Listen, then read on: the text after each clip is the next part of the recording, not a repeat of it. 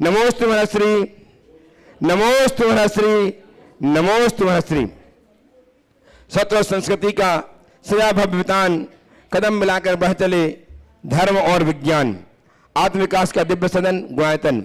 भव्यजनों, आपकी उदारता, आपके आधार के कारण ही परम पूज्य की परिकल्पना गुणायतन कुछ ही माहौल संपूर्ण होने जा रही है और इसमें कारण बन रहे आपका उदार भाव।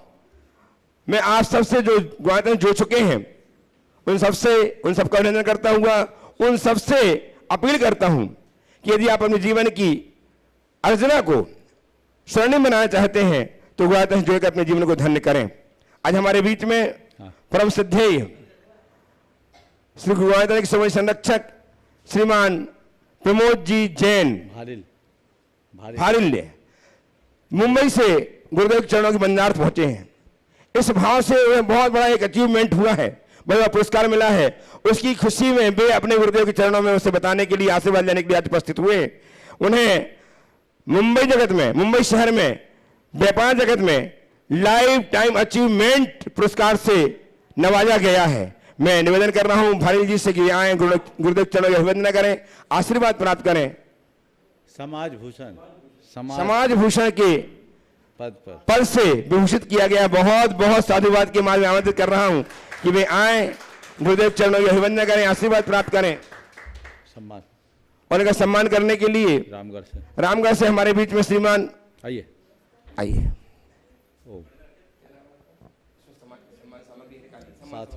साथ में दुपट्टा किशोर जैन, रामगढ़ से जिनके नगर में गुरुदेव के सानिध्य में, सब निकाल लो, गुरुदेव के सानिध्य में। हाँ आइए। 20 से 26 मई तक पंचकन्या प्रतिष्ठा महोत्सव संपन्न होने जा रहा है। ऐसे श्रीमान किशोर जी जैन रामगढ़ श्रीमान भारिल जी सम्मान करते हुए आपकी तालियां अभिनंदन करें। और आज हमारे बीच में जिनके स्कूल में यह कार्यक्रम संपन्न होने जा रहा है, चालू करना माइक।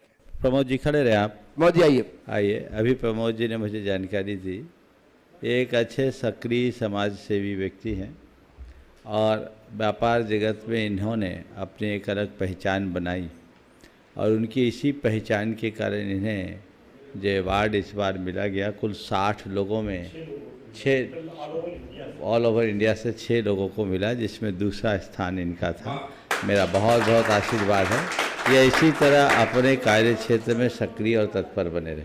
आशीर्वाद। हाँ बोलिए। आज जहां गुरुदेव विराजमान है, इस स्कूल के संचालक एवं स्वामी श्रीमान मिशन पब्लिक स्कूल के संचालक एवं स्वामी श्रीमान कमला प्रसाद सिंह जी विराजमान हैं। वे भी आए, गुरुदेव चरणों की अभिवंदना करें, आशीर्वाद प्राप्त करें। और निवेदन श्रीमान किशोर कुमार जी रामगढ़ से कि वे श्रीमान सिंह सब का सम्मान करके उनके गौरव को संवर्धित करें। आइए। और साथ में है इस स्कूल के शिक्षक श्रीमान राजेंद्र प्रसाद जी, वे भी आए, उनका भी सम्मान करें। श्रीमान किशोर जी रामगढ़।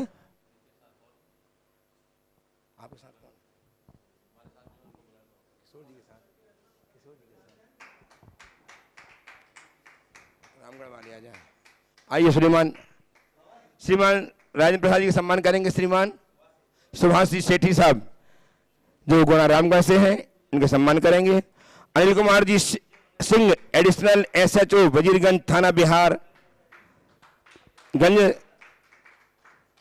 बिहार पुलिस यदि उपस्थित हैं। SHO श्रीमान अनिल कुमार सिंह जी नहीं है, करिए सम्मान करिए। हरिप्रसाद जी का, हरिप्रसाद जी सम्मान, हरिप्रसाद जी एवं रामानुज जी भी आ जाएं, गुरुदेव चरणों का अभिवंदन करें, आशीर्वाद प्राप्त करें। रामानुज जी भी आ जाएं, हरिप्रसाद जी भी आ जाएं। आइए साथ में आ जाए, इनका सम्मान कर दीजिए। इनका बहुत सहयोग आज हमें प्राप्त हुआ है, इनके सहयोग की हम भूरी भूरी प्रशंसा करते हैं और भावना भाते हैं कि इनके भाव ऐसे ही बने रहे। पूरा स्कूल स्कूल का स्टाफ है इसी प्रकार साधुओं की सेवा करने में निरत रहे, इस भाव के साथ इनका सम्मान करके हम हर्षित हो रहे हैं। गुरुदेव, आज इस कार्यक्रम को मैं ऑनलाइन प्रश्नों के माध्यम से प्रारंभ करना चाह रहा हूं।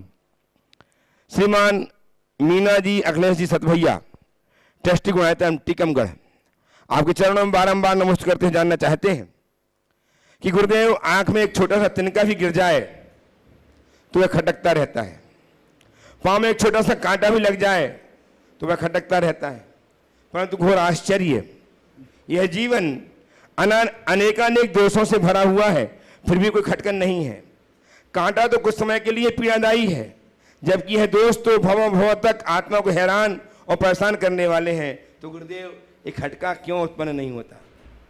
बहुत अच्छी बात है। आँख और पाँव में यदि थोड़ा भी कुछ लग जाए तो हमें कष्ट होता है, खटकता है, लेकिन जीवन के दोषों का हमें कोई एहसास नहीं, आभास नहीं, वो हमें नहीं खटकता। आपने पूछा ऐसा क्यों नहीं होता? ऐसा इसलिए नहीं होता क्योंकि हम आँख में पड़े कचरे को देख लेते हैं और पाँव में घुसे कांटे को पहचान लेते हैं, लेकिन अपने भीतर भरे हुए दोषों की तरफ हमारी दृष्टि ही नहीं तो चुभन कैसे हो? जो अपने अंदर में छिपे हुए दोषों को देखने में समर्थ होता है, वही उनका शोधन कर सकता है और वही अपने जीवन के क्रम को आगे बढ़ा सकता है। गुरुदेव, किशनगंज बिहार से रिद्धि जैन आपके चरणों में बारंबार नमोस्तु करते जानना चाहती हैं कि गुरुदेव, धर्म क्या होता है और असल मायने में धर्मात्मा कौन है? क्रिया से धर्म करना और मन में धर्म को बसाए रखना दो अलग अलग बातें हैं। सिर्फ बाहर की क्रिया से धर्मात्मा बनना तो आसान है, लेकिन धर्म हमेशा मन में हो, जो क्रिया में दिखे, ये कैसे अपनाएं? देखिए, बात सही है। धर्म क्या है? क्रियाओं में दिखने वाला धर्म या मन में बसने वाला धर्म? मैं तो ये समझता हूँ जिसके मन में धर्म बसा होता है उसके क्रियाओं में भी धर्म दिखता है, पर जो क्रियाओं में धर्म करते हैं उसके मन में धर्म बसे न बसे कोई ज़रूरी नहीं। तो मैं सभी से ये कहना चाहूँगा, जो पहले उनसे कहूँगा जो धर्म को क्रियाओं में ही कर संतुष्ट हैं, वे इस धर्म को अपने मन में बसाएं, और जिनके मन में धर्म के भाव तो हैं पर क्रियाओं में आलस है, तो अपने अंदर के आलस को दूर भगाएं और दोहरे उत्साह के साथ धर्म के प्रति अपना जुड़ाव बनाएं। गुरुदेव, बिनौली बागपत उत्तर प्रदेश से नितिन जी जैन कोटि कोटि नमन करते हुए जानना चाहते हैं कि नीचे लिखी पंक्तियों में छुट्टी तो आती है पर कोई आराम नहीं आता, क्यों औरत के हिस्से में उसका इतवार नहीं आता? गुरुदेव, समाधान कीजिए, औरत के हिस्से में इतवार क्यों नहीं आता? छुट्टी तो आती है, आराम नहीं होता, क्यों औरत के हिस्से में इतवार नहीं आता? मैं तो इससे दूसरे संदर्भ में ये भी कहूँगा कि कहीं औरतें इतवार चाहती भी नहीं, समझ गए? और प्रकृति ने उन्हें महीने में एक साथ 3 दिन की छुट्टी दे रखी है। ये प्रकृति के द्वारा प्रदत्त छुट्टी है। यदि उन छुट्टी का पालन करे तो वो ज़्यादा अच्छा काम कर सकती है। और जहाँ तक सवाल है इतवार नहीं आने का, ये स्त्री के ज़्यादा श्रमशील होने का द्योतक होता है। पुरुष जल्दी थकता है, स्त्रियाँ काम करने में नहीं थकती। जो काम अपने मन से करती है, पूरे मन से करती है, और जब तक उसे अंजाम तक नहीं पहुँचाए तब तक थकती नहीं। शायद इस कारण ऐसी व्यवस्था है। गुरुदेव, नयन जैन बरेली मध्य प्रदेश से आपके चरणों में बारंबार नमोस्तु करते जानना चाहते हैं कि गुरुदेव, कर्म हमारा अगला जन्म तय करते हैं, लेकिन अगले जन्म में अच्छा स्वभाव कैसे प्राप्त करें? अपने स्वभाव को अच्छा कैसे बनाया जाए जो किसी को ठेस ना पहुंचाए और सभी को पसंद आए? देखो, अगला जन्म में हम अच्छा स्वभाव कैसे बनाएं इसकी चिंता बाद में करना। जब अगला जन्म होगा तब देखा जाएगा। इस जन्म को तो सुधारो। जिसका इहलोक नहीं सुधरता उसका परलोक भी नहीं सुधर सकता। जो इहलोक सुधारता उसका ही परलोक सुधारता है। इसलिए वर्तमान का जो जीवन है उसे सुधारो। अपने आचरण, अपने व्यवहार को व्यवस्थित करो। अपने आचार, विचार और व्यवहार में जो नियंत्रण लेकर के चलते हैं वे ही अपने जीवन का सुधार कर सकते हैं और उनके ही जीवन का उद्धार हो सकता है। आगे।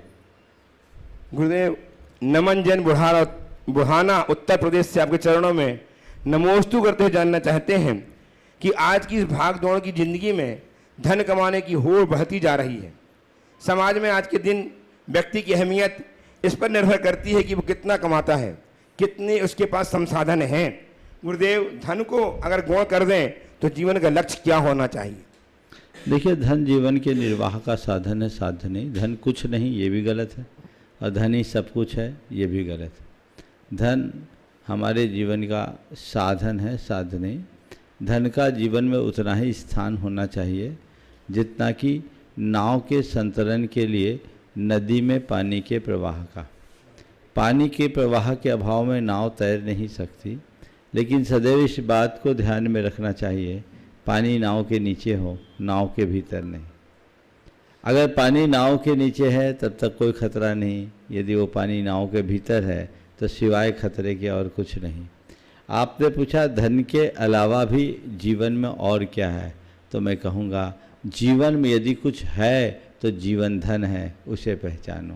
जड़ धन को भूल जाओ। जीवन धन से बड़ा और कोई नहीं। जीवन के लिए धन है, धन के लिए जीवन नहीं। ये पंक्ति अपने हृदय में अंकित कर लो तो जीवन अपने आप व्यवस्थित हो जाएगा। गुरुदेव इंदौर से महेंद्र जैन पत्रकार आपके चरणों में बारंबार नमोस्तुति करते जानना चाहते हैं कि गुरुवर, जिंदगी तस्वीर भी है और जिंदगी तकदीर भी है। यदि मन चाहे रंगों से भरी हो तो तस्वीर है, अन्यथा अनचाहे रंगों से भरी जिंदगी तकदीर है। जिंदगी में मनचाहे रंगों से भरने के लिए किस प्रकार का पुरुषार्थ एवं अनचाहे रंगों से जिंदगी को बचाने के लिए किस प्रकार की सावधानी की आवश्यकता होती है, कृपया मार्गदर्शन कीजिएगा। मन चाहे रंगों से भरने के लिए किस प्रकार का पुरुषार्थ और अनचाहे रंगों से ज़िंदगी को बचाने के लिए कैसी सावधानी। बहुत अच्छी बात कही। ज़िंदगी तस्वीर भी है और ज़िंदगी तकदीर भी है। बात इतनी है, मन चाहे रंगों को जीवन में भरना चाहते हो तो मैं तो कहता हूँ रंग चाहे कोई हो, अगर हमारे हाथ संयत हैं तो हर रंग से सुंदर तस्वीर बन सकती है। काले रंग को अच्छा नहीं माना जाता, पर किसी चितेरे के हाथ में आया काला रंग भी किसी की खूबसूरती का आधार बन जाता है। तो रंग की तरफ नहीं, अपने तरंग की तरफ हमारी दृष्टि होनी चाहिए। रंग चाहे जो हो, हम अपने जीवन में संयम रखें। संयम रखेंगे तो जीवन में अनचाहे रंग से भी मनचाही तस्वीर बन जाएगी। और जीवन में अगर असंयम है तो मन चाहे रंग भी जीवन की तस्वीर को बिगाड़ देगी। अपने जीवन में यदि हम कुछ पाना चाहते हैं, 4 सूत्र दे रहा हूँ: संयम, संतोष, समता और सकारात्मकता।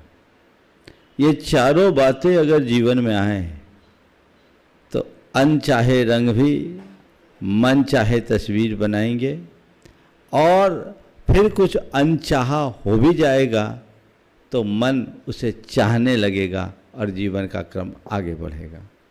गुरुदेव हजारीबाग से हीरा जी बजात्या आपके चरणों में नमोस्तु निवेदित करते जानना चाहती हैं कि गुरुदेव, हथेली तब भी छोटी थी, हथेली अब भी छोटी है। पहले खुशियां बटोरने में चीज़ें छूट जाती थीं, अब चीज़ें बटोरने में खुशियां छूट जाती हैं। हम अपनी हथेली में खुशियां किस प्रकार बटोरें? बात सीधी बात है, जो खुशियां बटोरना चाहता है उसे चीज़ें छोड़नी होगी, और जो चीज़ें बटोरेगा उसे खुशियां खोनी होगी। ये तो जन्मजात सिद्धांत है और ऐसा होता आया है, हमेशा से होता आ रहा है। इसलिए इसके प्रति हमें बहुत गंभीर, सजग और सावधान होकर के जीने की आवश्यकता है, अपेक्षा है। तो हम खुशियों को बटोरने का प्रयास करें, चीज़ों का मोह छोड़ें। चीज़ें तो अल्पकालिक सुख देती हैं, लेकिन हम अपने अंदर संतुष्टि जगा लेते हैं तो हमारे जीवन में दीर्घकालिक आनंद देगी। गुरुदेव, गाजियाबाद उत्तर प्रदेश से दीपक जी जैन एक अद्भुत प्रश्न कर रहे हैं कि मेरे सपने में अक्सर महाराज, साधु, माता जी दिखती हैं और आशीर्वाद देते हुए दिखते हैं, बस कुछ कहते नहीं। हर बार अलग महाराज दिखते हैं और आशीर्वाद देते हैं। उस स्वप्न का क्या मतलब समझूं गुरुदेव? यही मतलब समझ लो कि तुम महाराजों के पास जाने का सोचते, पहुंच नहीं पाते, इसलिए महाराज तुम्हें सपने में आ जाते हैं। अब जाना शुरू कर दो तो दोनों काम हो जाएगा। अशोक गांधी सपने हैं, सपनों का कोई ऐसा अर्थ नहीं होता। जो हम सोचते हैं, जिनके बारे में विचार करते हैं, उनका हमारे अवचेतन मन में संस्कार पड़ता है, वही स्वप्न के रूप में प्रकट होते रहते। इसे एक संयोग मानना चाहिए। 16 अहमदाबाद गुजरात से गुरुदेव अशोक गांधी नमोस्तु अर्पित करते हुए जानना चाहते हैं कि महाराज जी, देखने में आया है कि सपने अपलोड तो तुरंत हो जाते हैं, देखो सपने वाला प्रश्न, लेकिन डाउनलोड करने में जिंदगी पूरी निकल जाती है। महाराज श्री, मेरी जिज्ञासा है कि सपने को साकार कैसे करें। बहुत अच्छा है, यहाँ दूसरे सपने की बात है। सपने अपलोड तुरंत हो जाते हैं, लेकिन डाउनलोड करने में ज़िंदगी निकल जाती है। ये सपना वो नहीं जो हम रात में देखते हैं, ये सपना वो है जो हम जीते जी देखते हैं। मनुष्य को सपना देखना चाहिए, स्वप्न दृष्टा होना चाहिए, लेकिन दुस्वप्न नहीं, स्वप्न देखे। अपनी ज़मीनी हकीकत को समझते हुए जो व्यक्ति स्वप्न का सृजन करते हैं, वे उसमें लगननिष्ठ समर्पित होकर के काम करते हैं, तो अपने सपनों को साकार करते हैं। ध्यान रखना है, सपने उनके साकार नहीं होते हैं जो सोते हैं, अपितु सपने उनके साकार होते हैं जो नींद खोते हैं। शायद अब्दुल कलाम जी का ये वाक्य है। सपने उनके ही साकार होते हैं जो अपने सपनों को पूरा करने के लिए नींद खो दे। नींद चैन सब कुछ खोना पड़ेगा। जब हमें कुछ पाना है तो हमारे सामने केवल हमारा लक्ष्य होना चाहिए, और लक्ष्योन्मुखी बनकर जब हम आगे बढ़ेंगे तभी अपने जीवन में कामयाबी हासिल की जा सकेगी। प्रत्यक्षतः उपस्थित होकर प्रश्न प्रस्तुत करने के लिए तैयार रहेंगी श्रीमती बबीता जी काला रामगढ़ से। महाराज जी, अंतिम ऑनलाइन प्रश्न प्रवीण जी सिंघई, गढ़ाकोटा जिला सागर।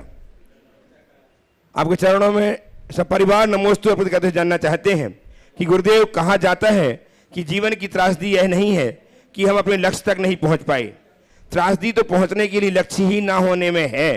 तो हे गुरुवर, हम अपना जीवन सफल बना पावे, इसके लिए किस प्रकार लक्ष्यों का निर्धारण करना चाहिए? देखिए, लक्ष्य विहीन जीवन निरर्थक जीवन है, वो पशुओं की तरह।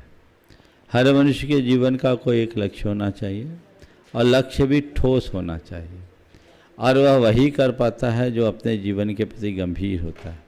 प्रायः लोग उद्देश्य विहीन जीवन जीते हैं। अपने जीवन के उद्देश्यों को पहचानें और उद्देश्य से जुड़ कर के उसकी पूर्ति करने के लिए हम प्रयत्नशील बने, तभी अपने जीवन के चरम लक्ष्य को हासिल किया जा सकेगा। उपस्थित हो श्रीमती बबीता जी काला रामगढ़ कैंट से, और तैयार हैं श्रीमान देवेंद्र कुमार जी उषा जी अजमेरा, ट्रस्टी गुणायतन गया। गुरुवर के चरणों में बारंबार नमोस्तु नमोस्तु नमोस्तु। गुरुवर, आजकल हम बच्चे लोग को बाहर पढ़ने के लिए भेजते हैं, तो हम लोग घर में तो उन्हें बहुत अच्छा संस्कार देते हैं, धर्म के बारे में भी सब कुछ बताते हैं, लेकिन बाहर वो इतना कर नहीं पाते हैं। उनके पास इतना समय ही नहीं रहता है कि वो अपना धर्म और मतलब पढ़ाई दोनों कर सके। तो इसके लिए हम लोग क्या करें? देखिए, ये तो आज अक्सर ये सवाल आता है, अनेक बार मैंने इसमें मार्गदर्शन भी दिया है। बाहर भेजना आज एक अनिवार्यता है, भेजते हैं, भेजिए। उनको संस्कार देने के साथ साथ उनकी संगति का भी ध्यान रखें। बच्चों को बाहर भेजने से पूर्व संकल्पित करना चाहिए। गुरुओं के सामने उनके जीवन की सीमा रेखा सुनिश्चित करनी चाहिए, और समय समय पर बच्चों को उनके लक्ष्मण रेखा का एहसास कराते रहना चाहिए। यदि बच्चों को चीज़ें ठीक तरीके से समझा दी जाए तो बाहर जाके भटकते नहीं। वहाँ वो धर्म न करे, कोई चिंता नहीं, बस एक ही सलाह उन्हें देना, बेटा अधर्म से बचे रहना, तेरा यही सबसे बड़ा धर्म। नमोस्तु गुरु, नमोस्तु गुरु। उपस्थित हो श्रीमान देवेंद्र कुमार जी उषा जी अजमेरा, ट्रस्टी गुणायतन गया से। तैयार रहें श्रीमान विशाल जी पांडे, शिक्षक, मिशन स्कूल, पब्लिक स्कूल पुरा।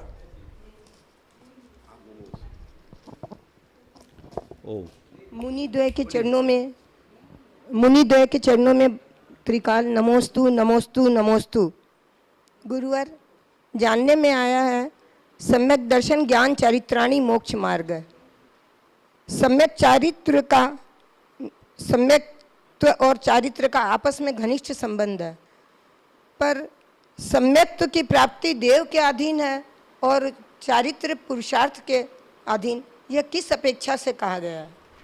देखिए, सम्यक्त्व की प्राप्ति देवाधीन और चारित्र पुरुषार्थ के अधीन, ऐसा जो कहा गया, जिनके भी द्वारा कहा गया, उसके पीछे के प्रयोजन को देखिए। हमारे हाथ में क्रिया है, भाव नहीं। बात को थोड़ा गहराई से समझिए। कई बार श्रेष्ठतम क्रिया करने वाले लोग भी अपने आत्मा में छिपे हुए सूक्ष्म भावों को नहीं बदल पाते। शास्त्र की भाषा में यदि मैं कहूँ तो हमारे शास्त्रों में ऐसा आता है कि ऐसे कुछ अभव्य मुनि होते हैं जो परम क्षमता के धनी होते हैं, लेकिन उनके हृदय में ऐसा सूक्ष्म मिथ्या संस्कार जमा होता है जो उन्हें उनका धर्म भोग के निमित्त कराता है, जिसका उन्हें भी पता नहीं। धम्मम भोग निमित्तम नदुतस्य कम्मक्षय निमित्तम। उनके सानिध्य में आने वाले लोग तर रहे हैं और वे जहाँ के तहाँ खड़े हैं। अब इसमें उनका कोई पुरुषार्थ हो भी नहीं सकता, क्योंकि उनका भवितव्य ही यही है। तो इसलिए कहा जा सकता है कि मेरे भीतर के कर्मों की स्थिति को पूरी तरह बदल देना मेरे हाथ में नहीं है, पर मैं अपनी क्रिया को बदलकर कर्मों को जरूर बदल सकता हूँ। तो मेरे हाथ में मेरा आचरण है, आचरण के साथ जुड़ी हुई विचारधारा और भावनाएं जिनको मैं संभाल सकता हूँ, मुझे संभालना है और वो ही मेरे हाथ में है। बाकी तो जो मेरी परिणति में है वो केवल दिव्य ज्ञानी के ज्ञान का विषय है। आइए श्रीमान विशाल जी पांडे साहब। अभी शिक्षक देवेंद्र जी। दुनिया को झूठे लोग ही पसंद आते हैं। आज इसी तरह से होता है। थोड़ी सी सच्चाई कह देने से आजकल अपने ही रूठ जाते हैं। ऐसा क्यों होता है? ये संसार का रिवाज है। इसलिए हमारे यहाँ एक बात कही गई, सच्चाई को कहो पर चतुराई के साथ, और सच्चाई के साथ अच्छाई का ध्यान रखो। ध्यान रखना, हमारे सामने दो शब्द है, सच्चा और अच्छा। केवल सच्चा चुनना ठीक नहीं, सच्चा के साथ अच्छा भी होना चाहिए। राइट रॉन्ग और गुड बैड। कई बार हम राइट हैं लेकिन रिजल्ट बैड है, तो राइट भी मेरे लिए रॉन्ग है। और कई जगह मैं रॉन्ग हूँ पर रिजल्ट गुड है, तो रॉन्ग भी मेरे लिए राइट है, ऐसा समझना चाहिए। तो केवल सच्चा नहीं, सच्चे के साथ अच्छा। हमारे यहाँ सत्य बोलने मात्र का उपदेश नहीं है। हमारे यहाँ कहा गया सत्यम ब्रूयात प्रियम ब्रूयात। सच बोलो, सच बोलने के साथ प्रिय भी बोलो। ना नृतम च प्रियम ब्रूयात। प्रिय झूठ मत बोलो और अप्रिय सत्य मत बोलो। समझ गए? तो अगर आप इस दुनिया में अपने आप को टिकाए रखना चाहते हैं तो सच्चाई के साथ अच्छाई को जोड़े। इसी में जीवन की भलाई है और यही आज की चतुराई है। आइए श्रीमान विशाल जी पांडे साहब, शिक्षक मिशन स्कूल पुरा बजरीगंज, और तैयार हैं श्रीमान देवेंद्र जी अजमेरा साहब, जी आपके चरणों में कोटि कोटि नमन। ट्रस्टी। मैं यह जानना चाहता हूं कि हमारा जीवन का मूल उद्देश्य क्या होता है? देखिए, बात तो सही है। जीवन का उद्देश्य आप मुझसे जानना चाहते हैं। हर व्यक्ति के जीवन का अपना अपना उद्देश्य है। आपने अपने जीवन के विषय में जो सोच रखा वही आपके जीवन का उद्देश्य होगा। आप मुझसे पूछते हो कि आपके जीवन का क्या उद्देश्य है, तो मैं तो एक ही बात कहूँगा, जीवन को परम पवित्र बनाना ही मेरे जीवन का उद्देश्य है। जीवन की पूर्णता को उद्घाटित करना ही मेरे जीवन का उद्देश्य है और मैं उसी रास्ते पर निकल पड़ा हूँ और मैं सतत चल रहा हूँ। अब हर क्षेत्र के व्यक्ति का अपना अपना उद्देश्य होगा और कोई का उद्देश्य है आप एक शिक्षक हो, आपका उद्देश्य हो सकता है मैं एक अच्छा अध्यापक बनकर समाज में प्रतिष्ठापित हूँ और लोगों का जीवन सुधारूँ, या एक भी उद्देश्य हो सकता है कि मैं अच्छा नाम कमाऊँ, अच्छा पैसा कमाऊँ, अपनी एक पहचान बनाऊँ। हर व्यक्ति का अपना अपना उद्देश्य है, पर मैं एक ही बात करता हूँ, ये सारे उद्देश्य उथले उद्देश्य हैं। हर व्यक्ति के जीवन का एक अल्टीमेट गोल होना चाहिए, वो है जीवन की संपूर्णता को प्राप्त करने का, जीवन के सार को प्राप्त करने का। तभी हम अपने जीवन का कोई लाभ ले पाएंगे, अन्यथा हमारा जीवन व्यर्थ ही समाप्त होगा। एक और प्रश्न है गुरुजी। हाँ, बोलिए। अपने बच्चों में सुसंस्कार कैसे दिया जाए? देखिए, संस्कार देने के लिए जो बात की जाती है, संस्कार लेने देने की चीज़ नहीं है कि हमने कोई चीज़ दे दी, जैसे बच्चों को आप वस्त्र आभूषण देते हैं वैसे ही संस्कार देते हैं, इतना ईजी नहीं है। संस्कार गढ़े जाते हैं और वह आपके चरित्र से प्रेरित होते हैं। बच्चों को आप जो सिखाना चाहते हैं उसे आप अपने आचरण में उतारिए, अपने व्यवहार में उतारिए। एक बात, आपको देखकर जो बच्चा सीखेगा वो बड़ी से बड़ी किताब से नहीं सीख सकता, बड़े से बड़े उपदेशों से नहीं सीख सकता। तो सबसे पहली तो मैं सलाह दूंगा, हर माँ बाप को अपने बच्चे के सामने एक आदर्श माता पिता के रूप में स्थापित करना चाहिए। ज़्यादातर माँ बाप इससे वंचित रहते हैं। अगर बच्चों से एकांत में पूछो तो बच्चे यही कहते हैं, मेरा बाप बड़ा खड़ूस है और माँ बड़ी, अब नहीं बोलता। तो ये जो शब्द है ये नहीं निकलना चाहिए। बच्चों के हृदय से ये उद्गार निकले कि इस धरती पर मेरे माँ बाप से श्रेष्ठ कोई इंसान नहीं, समझ लेना तुमने अपने बच्चों को अच्छे संस्कार दे दिए। गुरुजी कोटि कोटि नमन। वो होना चाहिए और फिर धीरे धीरे उन्हें मोटिवेट करें, औचित्य का बोध कराएं, जीवन की मर्यादा का भान कराएं, पाप भीरुता उनके हृदय में जगाएं, संवेदनशील उनके हृदय को बनाएं, तो फिर उन्हें ज़्यादा कुछ कहने की आवश्यकता और अपेक्षा नहीं होगी। बच्चे वे सब खुद करेंगे जो हम उनमें देखना चाहते हैं।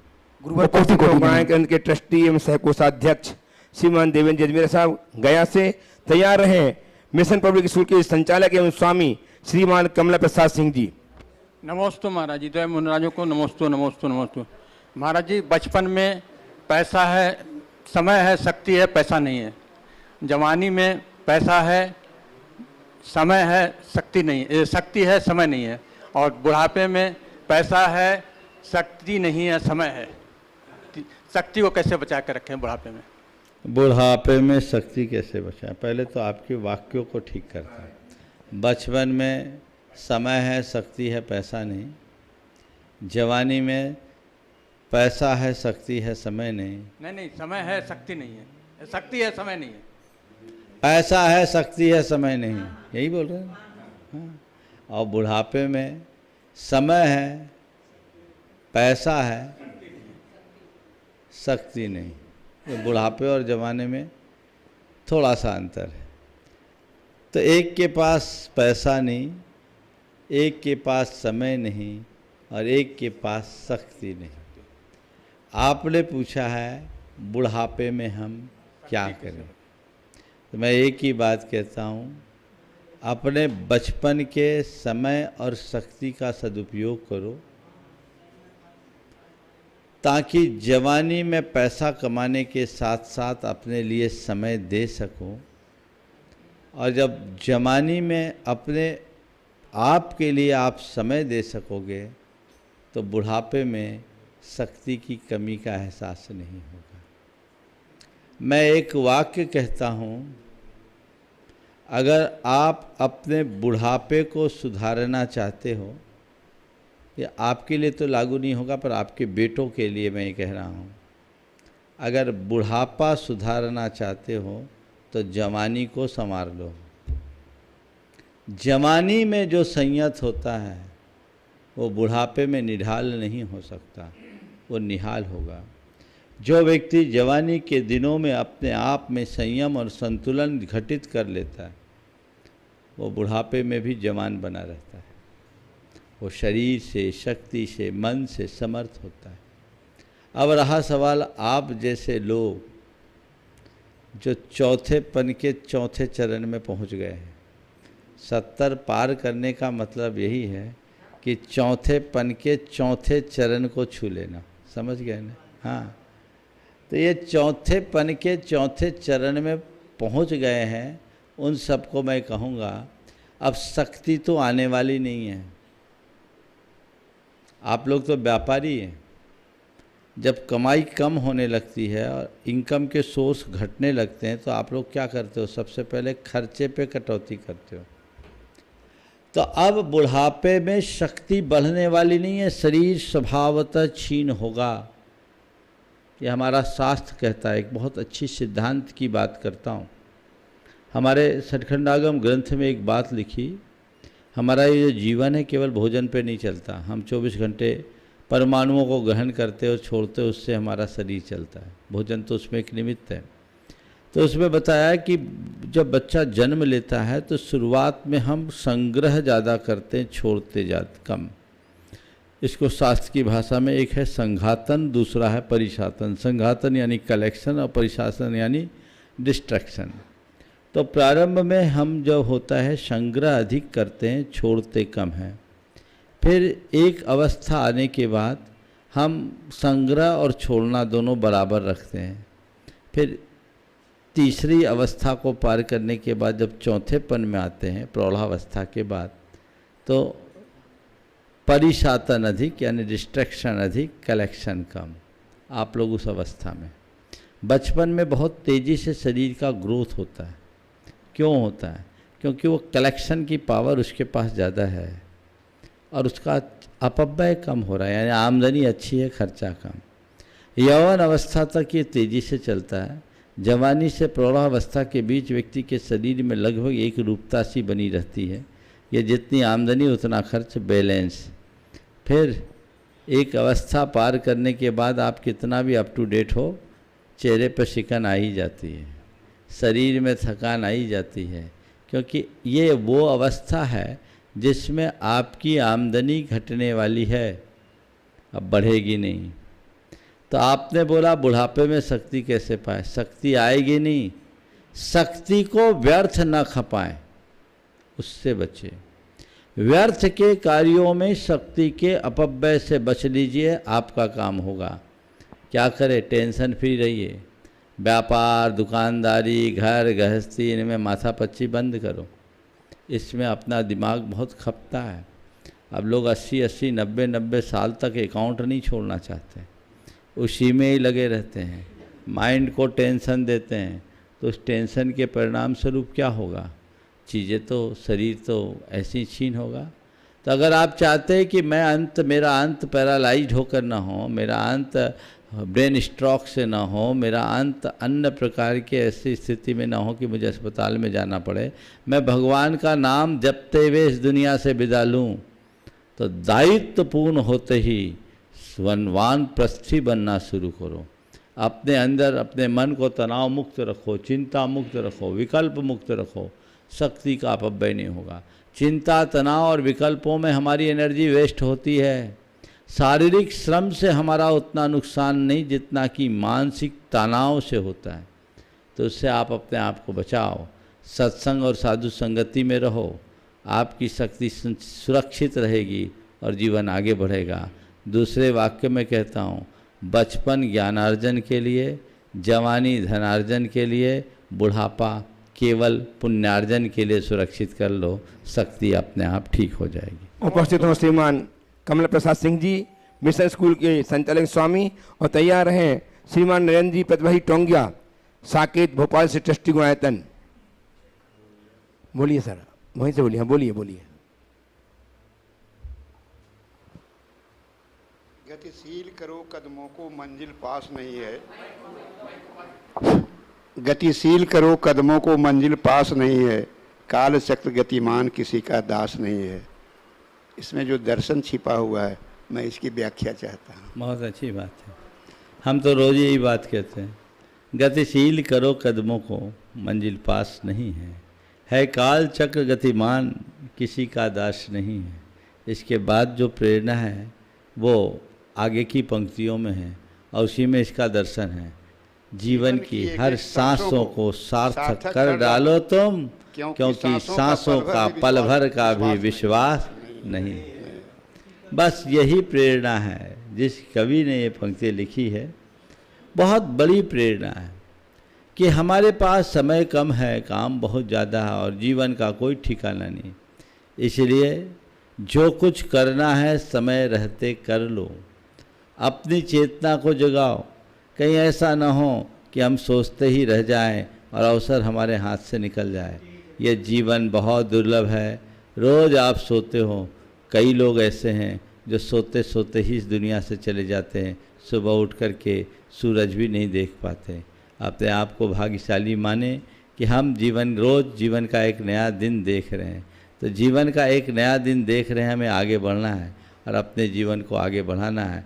ये ध्यान में रखकर अगर हम चलते हैं तो निश्चित अपने जीवन को उपलब्धियों के मुकाम तक पहुंचा सकते हैं। उपस्थित हों गायत्री ट्रस्टी श्रीमान नरेंद्र जी प्रतिभाई टोंगिया साहब भोपाल, साकेत भोपाल से। तैयार हैं मुंबई से गायत्री श्रोमणी संरक्षक श्रीमान प्रमोद जी भारिल, जो बहुत बड़ा अचीवमेंट प्राप्त करके आज गुरुदेव के चरणों में उपस्थित हैं। प्रमोद जी भारिल जी, मुंबई। द्वयमणि राजों के चरणों में मेरा व मेरे परिवार का बारंबार नमोस्तु नमोस्तु नमोस्तु महाराज जी।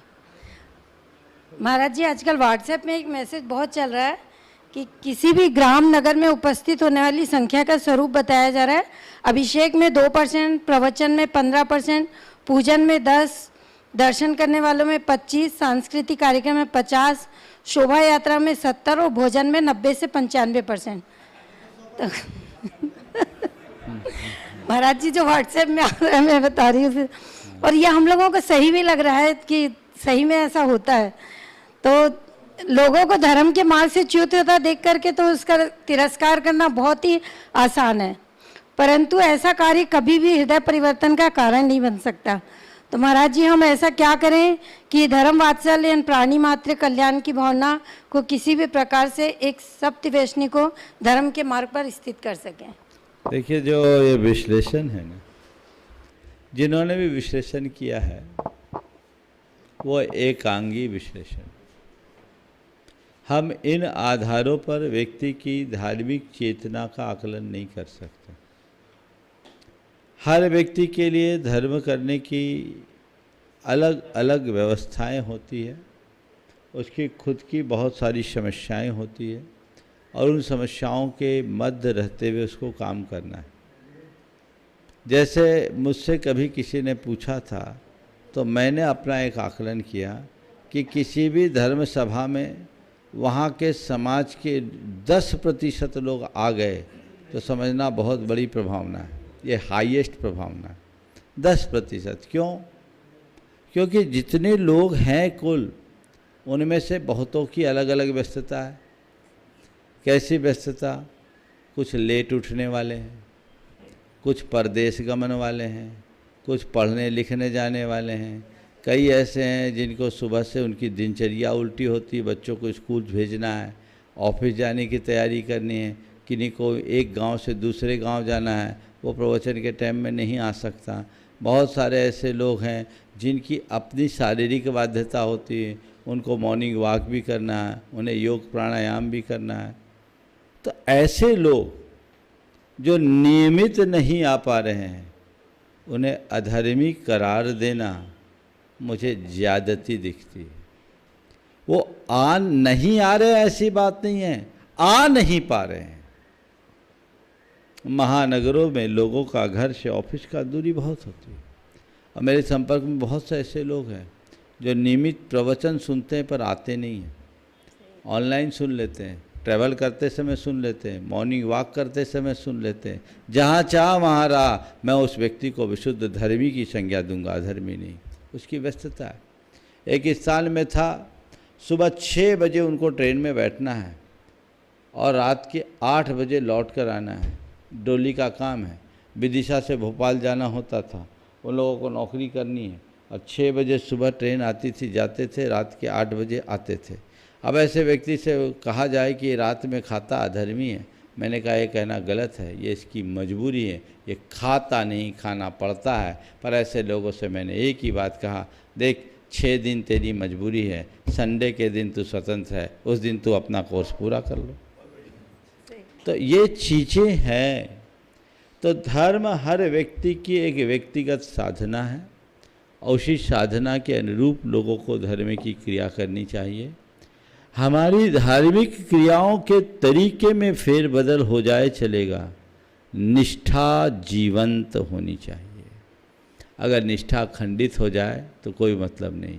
मैं उन लोगों को अच्छा मानता हूँ जो निष्ठावान हैं, उन लोगों को नहीं जो केवल दिखावा करते हैं।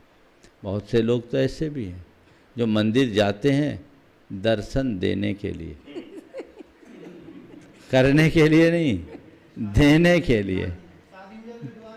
तो ये चीज़ें हैं, इनसे अपने आप को बचा के रखना चाहिए। अतः नज़रिया बदलिए। जो चीज़ें हैं बताई गई, आपने कहा भोजन में 95%, तो आपने आमंत्रित किया है। भोजन शरीर की एक अनिवार्य क्रिया है, प्रवचन नहीं है, इसलिए भोजन का अवसर लोग क्यों छोड़े, है ना। तो मिल ही रहा है। लेकिन फिर भी मैं एक संदेश सबको दूंगा, हर व्यक्ति को अपनी प्राथमिकता बदलनी चाहिए। केवल दुनियादारी में ही उलझ जाने वाले लोग अपने जीवन में कुछ नहीं कर पाएंगे। जब तक धर्म आपके जीवन में सर्वोच्च प्राथमिकता का स्थान नहीं लेगा, जीवन नहीं तरेगा। उपस्थित होगा आदरणीय समय संरक्षक श्रीमान प्रमोद जी हरिल साहब मुंबई, और तैयार हैं श्रीमती चंद्रिका जी पाटनी, सुश्राविका रांची, ट्रस्टी गुणायतन, मंत्री गुणायतन। दोनों गुरुवरों को मेरा दोनों गुरुवरों को मेरा त्रिवार नमोस्तु नमोस्तु नमोस्तु। बोलिए। गुरुवर, मैं 70 पार कर चुका हूँ और मेरा मानना यह है कि 70 साल के बाद में आदमी को मौन रहकर अपने अंदर के मैं को पहचानने की जरूरत होती है। अगर 70 साल के बाद भी हमें प्रश्न पूछने की जरूरत पड़ती है तो हमने क्या किया 70 साल में? ये सवाल तो आपको अपने आप से पूछना चाहिए, मुझसे क्या पूछ रहे हैं। 70 पार कर गए, मौन हो। मैं आपको ये कहूँगा प्रमोद जी, अब बाहर का विस्तार छोड़ के स्वयं को समेटने की दिशा में आगे बढ़ो, तो अब अपने भीतर के उस स्वरूप को पहचान पाओगे और तभी हमारा जीवन तर पाएगा। उपस्थित हो श्रीमती चंद्रिका जी पाटनी रांची से, तैयार है श्रीमान राजेंद्र प्रसाद जी शिक्षक मेरी मिशन तरफ से स्कूल। जगत के सब जीवों की तरफ से दोनों मुनि राजों के चरणों में नमोस्तु। महाराज श्री, आप कहते हैं कि चादर से बाहर पैर नहीं फैलाने चाहिए, लेकिन आज की पीढ़ी नहीं मानती इस बात को, समझती नहीं है, तो उनको कैसे समझाया जा सकता है? नहीं मानते इसलिए भुगत रही है। आज की पीढ़ी डिप्रेशन में, आज की पीढ़ी आत्महत्याएं कर रही है, आज की पीढ़ी परेशान है, ओवर एस्टिमेट काम करते हैं, चादर से बाहर पांव फैलाते हैं, ज़्यादा कमाने के चक्कर में रात की नींद गंवाते हैं, हालत ख़राब होती है, पूरे परिवार को नुकसान मिल जाता। हमें अपने बच्चों को ये समझाना चाहिए कि कोई भी प्रोजेक्ट रिपोर्ट बनाने वाले केवल सजवाग दिखा सकते हैं, जैसे ज़मीनी हकीकत में पलट पाना सबके बस की बात नहीं है।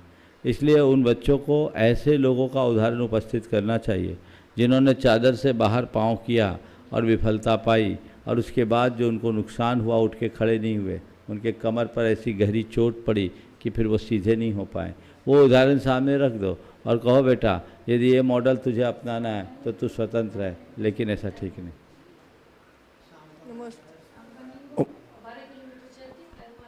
हो गया फाइनल, चलिए सुबह बोलिए। उपस्थित हो श्रीमान राजेंद्र प्रसाद जी शिक्षक मिशन पब्लिक स्कूल पूरा, और तैयार हैं श्रीमती रीना जी संजय जी मिहीजाम। गुरु चरणों में नमः शिवाय, नमस्ते नमः शिवाय, नमस्ते। श्रीमान गुरु जी से मैं ये जानना चाहूँगा कि इस कली काल में हम अध्यात्म की ओर बढ़ना चाहते हैं, लेकिन इस सांसारिक माया मोह का प्रकोप इतना पड़ता है कि हम उधर ना बढ़ करके सांसारिक माया में उलझ कर रह जाते हैं। मैं क्या करूं जिससे कि अध्यात्म की ओर बढ़ता जाऊं और हमें बढ़ने की क्षमता बढ़े? देखिए, माया मोह का प्रकोप नहीं, ये हमारे संकल्प और वैराग्य की शिथिलता है। यदि हमारा वैराग्य प्रबल हो और हमारा संकल्प मजबूत हो जाए तो हर कोई विमुख हो सकता है। आज भी इस धरती पर अनेक साधक हैं, चाहे वो गृहस्थ हो या सन्यासी, माया मोह से मुक्त होकर प्रभु आराधना में लीन है, आत्म आराधना में लीन है, आत्म साधना में लीन है। ये ऐसे नहीं होता कि अचानक हमारे लिए कोई कहे तो आ जाए। इसके लिए हमें अपने अंदर के संस्कारों को बदलना होगा, मन में दृढ़ वैराग्य जगाना होगा। वैराग्य को जगाने के लिए हमें संसार, शरीर और भोगों की असारता का विचार करना हो, और मन में वज्र संकल्प चाहिए कि अब मुझे मुड़ना है तो मुड़ना ही है। मैंने जान लिया माया मोह धोखा है, तो अब उधर देखना नहीं, आगे बढ़ना है। ये संकल्प जब तक प्रबल नहीं होता तब तक जीवन का पथ प्रशस्त नहीं होता। धन्यवाद गुरुजी महाराज। उपस्थित हो श्रीमती रीना जी और तैयार हैं श्रीमान हरीफ Kumar ji, mission public school पुरा बजीरगंज।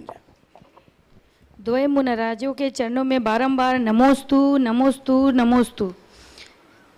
महाराज श्री, मेरा प्रश्न है, सूरवीर एक विपत्ति से कैसे लड़ता है और कायर भी विपत्ति से कैसे लड़ता है? तो महाराज जी, इन दोनों हालतों में सूरवीर और कायर अपनी क्षमता को कैसे धारण करें? सूरवीर अपनी विपत्ति से कैसे लड़ता और कायर अपनी विपत्ति से कैसे लड़ता? पहले तो इन दोनों के लिए दो उदाहरण रख देता हूँ और दो प्राणी मेरे आंखों में झूल रहे हैं। जब सूरवीर की बात करता हूँ तो मेरे सामने शेर दिखता है और कायर की बात करता हूँ तो कुत्ता दिखता है। शेर पर गोली चलाया जाता है तो शेर गोली चलाने वाले की तरफ भागता है, गोली की तरफ नहीं। और कुत्ते के ऊपर पत्थर मारा जाता है तो कुत्ता पत्थर मारने वाले की तरफ न भागकर पत्थर की तरफ भागता है तो दो चार और पड़ जाता है।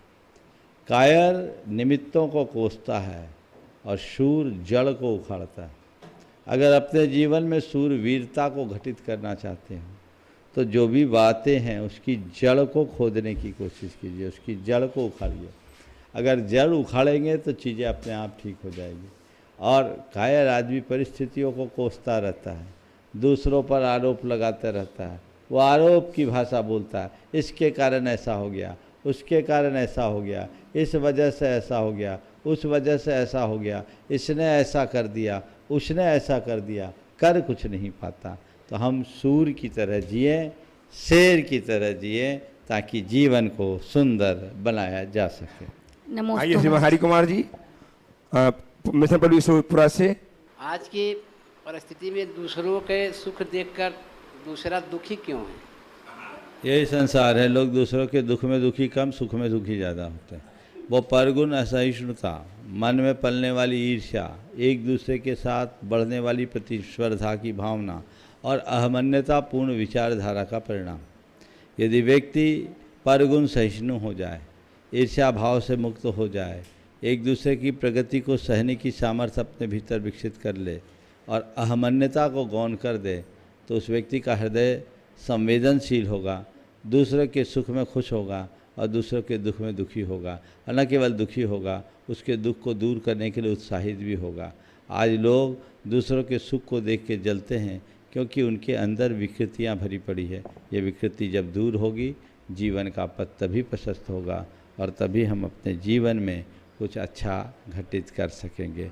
इस प्रकार आज के इस सत्र को परम पूज्य गुरुदेव के चरणों में नमन अर्पित करते हुए यहीं पर विराम दे रहे हैं। बोलिए परम पूज्य आचार्य गुरुवर श्री विद्यासागर जी महाराज जी की